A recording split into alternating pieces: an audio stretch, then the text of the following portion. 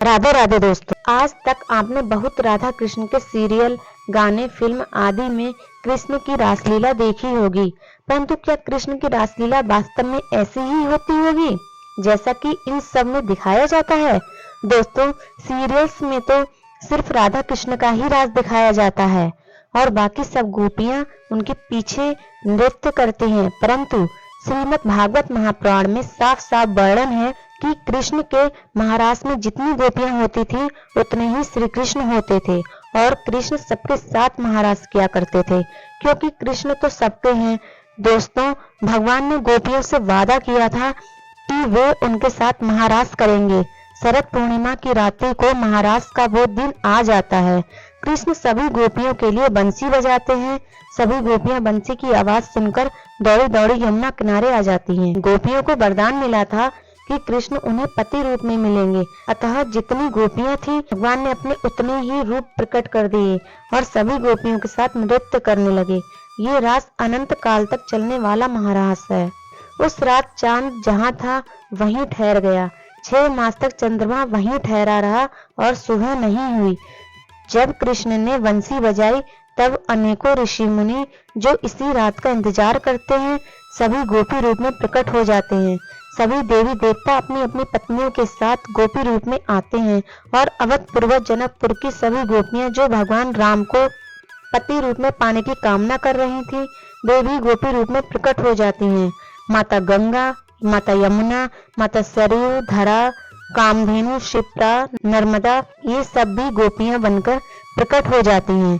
भगवान के सिवा वहां कोई नर नहीं था। इस महारास में भगवान के सभी अवतार के सभी भक्त प्रकट हो गए।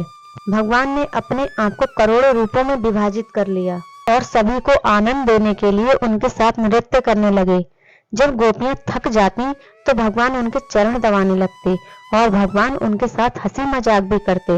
इस महारास में देवता तो देवता, राक्षस भी गोपी रूप में आए थे जो भगवान के परम भक्त थे। इस महारास को देखकर सरस्वती वीणा बजाने लगी। आकाश में गंधर्व पुष्प वर्षा करने लगे। जब महारास के बारे में महादेव को पता चला तो उनकी समाधि टूट गई। भगवान की मुरली की आवाज सुनकर महादेव तो बावरे होकर गोपी रूप में महारास में प्रवेश करने चल पड़े। जैसे ही उन्होंने महारास में प्रवेश किया तो कृष्ण को रास में महादेव के होने का आभास हो गया। कृष्ण ने सभी गोपियों से कहा कि आज मैं सभी गोपियों का सुंदर चेहरा देखूंगा। कृष्ण ने सभी गोपियों को एक पंक्ति में खड़ा किया और तब करोड़ों गोपियां एक पंक्ति में खड़ी हो गईं। तब महादेव जाकर पंक्ति के अंत में खड़े हो गए। ये सोचकर कि कृष्ण इतनी लंबी पंक्ति देखते देखते थक जाएंगे और बीच में ही रुक जाएंगे और गोपियों का घूंघट नहीं खोलेंगे, परंतु कृष्ण ने कहा कि मैं पंक्ति के अंत से गोपियों का चेहरा देखूंगा। तब महादेव पंक्ति के शुरू में खड़े होने जा ही रहे थे कि तभी कृष्ण ने उन्हें पकड़ लिया और कहा कि ये कौन सी गोपी है जो अपना चेहरा दिखाने में इतना शर्मा रही है। कान्हा ने महादेव का घूंघट खोला और कहा, आओ गोपेश्वरी आओ।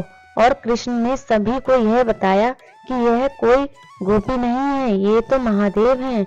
राधा ने कहा, महादेव आपको गोपी रूप में आने की क्या आवश्यकता थी? महादेव बोले, आपकी रासलीला के दर्शन हेतु मुझे इस प्रकार आना पड़ा।